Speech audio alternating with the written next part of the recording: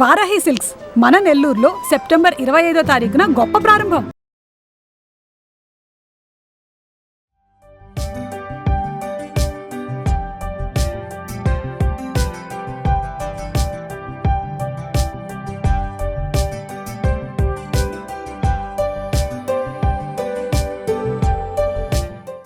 నమస్తే రమగారు. నమస్తే జయ. రమగారు, మనము దసరా స్పెషల్ నైవేద్యాలు చేస్తూ ఉన్నాం.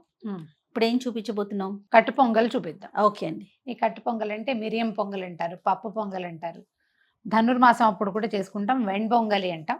ఏదైనా సరే పులగం ప్రధానంగా ఏంటంటే అమ్మవారికి మనం నివేదన చేసేటప్పుడు అన్నంలో కొంచెం పెసరపప్పు వేసి ఒక చిటికెడు పసుపు ఉప్పు వేసి వండి అది నివేదన పెట్టినా మంచిదే. ప్రతిరోజు పులగం పెట్టవచ్చు. ఓకే. లక్ష్మీదేవికి పులగం పెడతాం, గౌరీదేవికి పులగం పెడతాం. ఒట్టి పులగంగా కాకుండా దీన్ని నివేదనకి ఏం చేస్తాం మనం, కొంచెం మంచిగా తిరగమాత కూడా పెట్టి దాంట్లో చేస్తే మనం పొంగల్ అవుతుంది. అది ఇది గట్టిగా కాకుండా కొంచెం వదులుగా ఉండేలాగా చేసుకుంటాము. డైరెక్ట్ గా చిన్న కుక్కర్ పెట్టుకుంటే కుక్కర్ లో అయిపోతుంది. 1 పార్ట్ రైస్ లాగా చేసేసుకోవచ్చు. లేదా మీరు ఇత్తడి గిన్నెలో చేయదలుచుకున్నా కూడా ఇత్తడి గిన్నెలోనూ వండుకోవచ్చు. అవును. అన్నం వండి అంటే పప్పు బియ్యము కలిపి వండేసి పైన తాలింపు పెట్టుకోవచ్చు. తాలింపు వేసి దాంట్లో ఉప్మా లాగా కూడా పోసేయచ్చు. ఈజీగా ఒకటే పాటలో చేసేటట్టు చూపిస్తాను. ఓకే. మేము రెగ్యులర్ గా టిఫిన్ కింద కూడా చేసుకుంటాం రమగారు. సాయంత్రం అప్పుడు మేము కూడా చేస్తాం జయ. పొంగలి ఇది బాగా వాడతాం. ఓకే, నా మెథడ్ చెప్తాను. ప్రతి బుధవారము పొంగల్ పెట్టుకుంటాం మేము. బుధవారం నాడు పెసలు తినాలి, పెసలు ఖర్చు పెట్టాలి. అది నియమం అన్నమాట. అందుకని పెసరపప్పు ఉంటుంది, మార్నింగ్ బ్రేక్ఫాస్ట్ కి పనిచేస్తుంది, నివేదనకి పనిచేస్తుంది. అందుకని పండగల్లో తప్పకుండా ఒక రోజు అమ్మవారికి పెసరపప్పు పొంగలి చేసి పెడతాం. ఇది అంటే తీపి కాదు కాబట్టి దీంతో పాటు ఏదైనా కొంచెం తీయటి పదార్థం కూడా ఇంకొకటి చేస్తాను. మీరు ప్రాసెస్ చెప్పండి ఒకసారి. చెప్తాను. ఒక కుక్కర్ పెట్టుకోండి. చిన్న గ్లాస్ చేసినా ఈ కుక్కర్ నిండా వస్తుంది. అవును. మనం ఏదైనా ఒక కప్పు లెక్క పెట్టుకుంటాం కదా, ఒక కప్పు ఒక గ్లాసు, దాంట్లో అరకి తక్కువ పావుకి ఎక్కువ పెసరపప్పు. ఈ పప్పు బియ్యము నీళ్ళల్లో పోసేసి కడిగి పక్కన పెట్టుకోండి. ఓకే. వేయించక్కర్లేదు.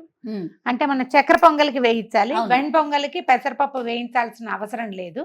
కడిగి పక్కన పెట్టుకుందాము. అల్లం సన్నగా ముక్కలు తరిగి పెట్టుకోవటం. ఓకే. మిరియాలు, అల్లము, జీలకర్ర, మినపప్పు ఇందులో రుచిగా ఉంటుంది. అలవాటు ఉంటే వేసుకోండి, మినపప్పు వేస్తే బాగుంటుంది. అలవాటు లేని వాళ్ళు మానేయచ్చు, కానీ ప్రధానంగా వేయవలసినవి ఇవి. వేసి ఏం చేస్తారు? అన్ని తాలింపు వేసుకోవటమే. ముందు ఒక 2-3 స్పూన్ల నూనె, ఓ 2-3 స్పూన్ల నెయ్యి వేయటం. అవి వేగాక తాలింపు వేసుకోవటం. తాలింపు వేగంగానే నీళ్లు సరిపడా మనకి ఎన్ని నీళ్లు కావాలో అన్ని నీళ్లు పోసేయటం. నీళ్లు మరిగాక కడిగి పెట్టుకున్న బియ్యం అందులో వేయటం, సరిపడా ఉప్పు వేయటం, మూత పెట్టడం. ఇందులో పాలు పోసుకుంటారు కొంతమంది, బాగా వస్తుంది అన్నం, భలే రుచిగా కుదురుతుంది. ఈ కుక్కర్ తోటి ఒక తలకాయ నొప్పి ఏంటంటే అందరు పాలు పోసామంటే అన్ని పొంగి ఇల్లు వాకిలి ఏకం పాకం అవుతుంది. పాలు మీరు కూడా పోస్తారా రమ్మగారు? అప్పుడప్పుడు ఇతడి గిన్నెతో టేస్ట్ మారుతుందా? రుచిగా ఉంటుంది, ఇంకా కమ్మగా ఉంటుంది. వినలేదండి. వస్తారు అంటే మనం ఉప్పేస్తాంగా విరిగిపోతుందని మీకు అనుమానం వస్తుంది. ఏమీ విరగదు, బ్రహ్మాండంగా ఉంటుంది. నూనె నెయ్యి వేసుకుంటే బాగుంటుంది. ఓ 2 స్పూన్ల నెయ్యి మనం చివరికి కూడా వేసుకోవచ్చు. నూనె వేసాను మొదట. ఓకే. మిరియాలు ఇవ్వు, ఇది నూనె కాగిపోయింది. ఓకే అండి. ఓకే. ఇంకా నెక్స్ట్ గబగబా ఇచ్చేస్తాం మీకు. ఒక పెద్ద స్పూను మిరియాలు వేద్దాము. ఓకే. మిరియాలు వేగటానికి టైం పడుతుంది. బాగా వేగితే పంట కింద పడితే గొప్ప రుచిగా ఉంటాయి. అవును. వేగపోతే కారం వస్తుంది. వేగితే మాత్రం కరకరలాడుతూ టేస్టీగా ఉంటాయి. కొద్దిగా పేలుతాయి, జాగ్రత్త. ఒక స్పూను మినపప్పు. నెక్స్ట్ ఏం కావాలి? మినపప్పు కొంచెం వేగాక మనం జీలకర్ర వేసుకుందాము. మినపప్పు వేగనివ్వండి. వేగాక ఒక చెంచాడు జీలకర్ర వేద్దాం. ఇవన్నీ కూడా ఏంటంటే మనం వండే క్వాంటిటీని బట్టి ఎంత ఉన్నాము, సుమారుగా ఒక గ్లాసు పెద్ద గ్లాస్కి ఇది సరిపోతుంది. ఇవి మనం కొలతలకి చెప్పలేకపోతాం కదండి, సుమారుగా వేసేసుకోవటం అంతే. ఒక్కోసారి మినపప్పు ఎక్కువ వేస్తే ఇష్టం, అప్పుడు ఎక్కువ వేసుకుంటాం. ఇదిగోండి కొంచెం ఎండుమిర్చి, తర్వాత ఏమో మనం జీడిపప్పులు పక్కన పెట్టుకోండి, అవి వేసుకోండి. అవి వేగనిద్దాము.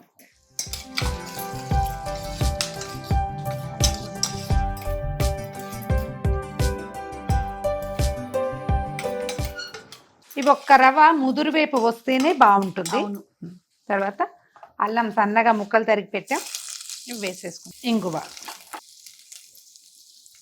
ఒక చిన్న స్పూన్ ఇంగు పడుతుంది. మొహమాట పడకుండా వేసేయండి. అల్లం ఇంగు దగ్గర అస్సలు మొహమాటం పనికిరాదు. తర్వాత శుభ్రంగా కడిగి పెట్టుకున్న కరివేపాకు. ఇప్పుడు నీళ్ళు ఇచ్చేదే, నీళ్ళు కొలిచి పెట్టుకోండి. మనం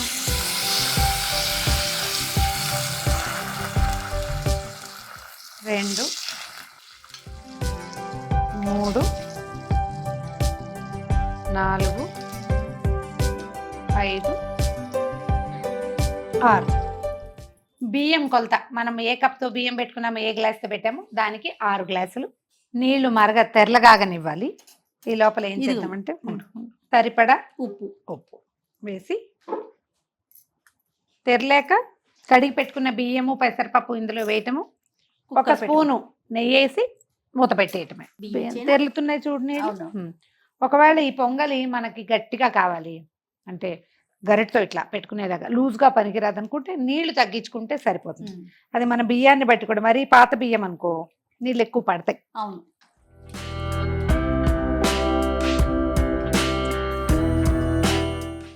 మనం ఇది ప్రసాదం కాబట్టి రుచి సరిపోయిందా, ఉప్పు సరిపోయిందా లేదా చూడలేము. అన్ని పర్ఫెక్ట్ గా కావాలని అప్పుడు అలవాటు అయిపోతుంది జయ, రుచిగా కరెక్ట్ గా వేసుకోవటం అనేది. అప్పుడు వాళ్ళకి ఎవరు చేసినా నచ్చదు రమ్మగారు. ఓహో, అది కూడా ఒక అంతే కదా. ప్రసాదము దైవ కార్యాలకు చేసేటప్పుడు మన భక్తి శ్రద్ధ వల్ల కుదురుతుంది. మామూలుగా అంటే నివేదనలు అవి చేసేటప్పుడు మాట్లాడకూడదు. మన ఎంగిలి చదువుకోవాలి, ఎంగిలి పడుతుంది. ఒకటి శ్రద్ధరాహిత్యం వచ్చేస్తుంది, పనిలో శ్రద్ధ ఉండదు. అందుకని ఏదైనా కృష్ణారామ అనుకుంటూ స్తోత్రాలు చదువుకుంటూ చేసుకుంటే ఇతరులతో మాట్లాడటము, పిల్లల్ని కేకలేయటము, డిస్కషన్లు, వ్యవహారాలు మాలాగా కబుర్లు కాకుండా ఒకసారి పైకి కిందకి కదిపేసేయండి. ఉప్పు వేసేసాం కదా. ఇప్పుడు ఏం చేద్దామంటే మొదట కొంచెం 2 స్పూన్ల నూనె వేసాం కదా, ఇప్పుడు ఒక 2 స్పూన్ల నెయ్యి వేసేద్దాము.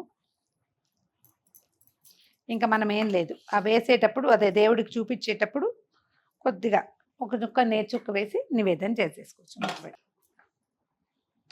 మీడియం ఫ్లేమ్లో కానీ సిమ్లో కానీ ఉంచి 6 విజిల్స్ రానివ్వండి. అప్పుడు బాగా చక్కగా వస్తుంది, మృదువుగా. నీరు ఉండిపోవటమో అడుగంటడమో అలా అవదనమాట.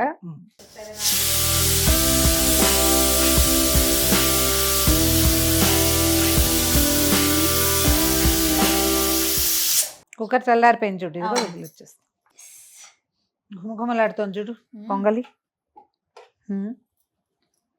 దీంట్లో ఇంకా మనం వేసేది ఏం లేదు. అవునండి. చక్కగా కాస్త నెయ్యేసి, అంత లూజ్గా ఏం లేదు జయ. చూసావా, బియ్యం పాత బియ్యం అవటం వల్ల నీళ్ళని ఎలా తాగేస్తుంది. అదే ఓ బౌల్లో పెట్టుకుందాము. దాని మీద చక్కగా నెయ్యేసి, ఒకవేళ ఇంకేం లేవనుకోండి, అంటే ఇదే చేసాము ఈ పూట నివేదన, దీని మీదే ఒక బెల్లం ముక్క పెట్టండి. పెట్టడం నీళ్ళు చల్లి అమ్మవారికి చూపించేసాను. పెట్టి బౌల్లో